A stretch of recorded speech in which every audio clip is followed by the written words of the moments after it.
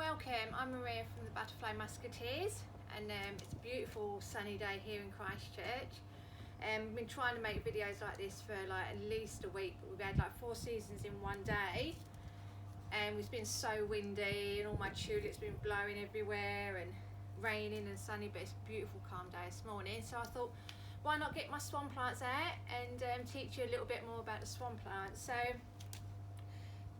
right now in all the shops you're starting to see swan plants like this available, which are only like 10 centimeters high, which you know like are no good for the caterpillars because it'll only last like a couple of hours.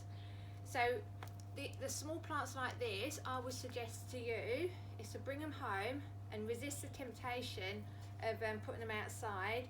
Put them in a glass house or conservatory area, or you can cover them with like an insect cloth, or you can get some curtains from the $2 shop, not $2 shop, the Sally's or a second-hand shop, and just cover them and put pegs around it so the monarch butterflies don't lay the eggs because it's not ready yet. So you just want to plan ahead, buy the plants now and then put them out in a couple of months time when they're bigger.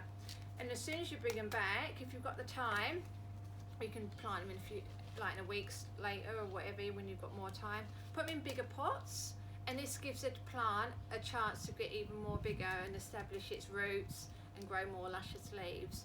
And I will continue feeding it with like sea soil or sheep pellets or worm tea, just like every other week, just to give it the extra nitrates and boost the growth. And also most days I would be checking for aphids, because here in Christchurch we've had quite a mild winter, so we've not had a chance for all the bugs to get killed in the air. So I've noticed a few aphids already, and especially in my glass house it's quite humid and really hot. It's like they thrive on that sort of conditions. So I've noticed a few here, and you'll always see the aphids at the top because that's where all the new growth is, and they like the new tender leaves.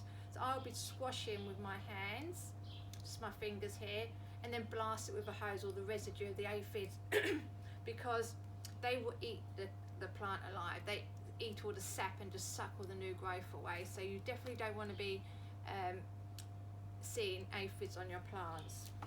And in my previous my previous video, I talked about the seed planting in the trays with a spray bottle. This is the actual spray bottle that I was talking about.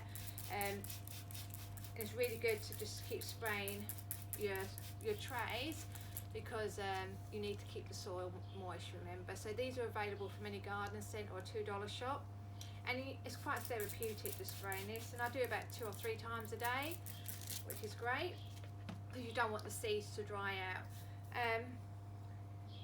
So this plant here, you'd only probably want about 2 or 3 eggs on this plant, so continuously check to see where the monarch butterflies lay their eggs, because you don't want like 60 on one plant and then the plant just gets decimated really quickly and then you haven't got to go run back to the shops. So just keep an eye on it, just monitor it every day for eggs, aphids. And I always put like marigolds at the bottom of my plants if they're big enough, because they tear the aphids away from the plants. I don't like the smell. And I've got a little nasturtium here that I'm going to actually put in a hanging basket this year because they run wild in my veggie boxes. They suffocate everything, but they're really cool in the hanging baskets. And that's my naughty cat here now. Ready?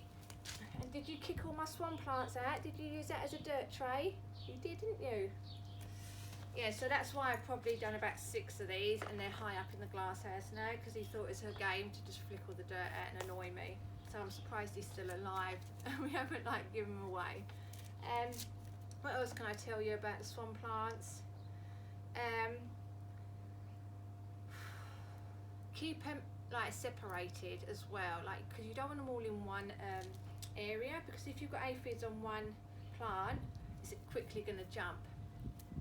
So I spread all mine all around the garden so I can just keep them all healthy. So that's a good tip as well. You don't spray them with any chemicals because you're just going to like make the caterpillars sick. So the less we touch the plants, the better. Also do not touch the caterpillars because we have sun cream on our hands and sanitizer these days and all sorts of sun cream, and this harms the caterpillar, so this is the only one I ever touch. So I hope you found this video helpful, and good luck looking after all your swan plants. You can email me or send me a message with any questions, and take care and have a great day.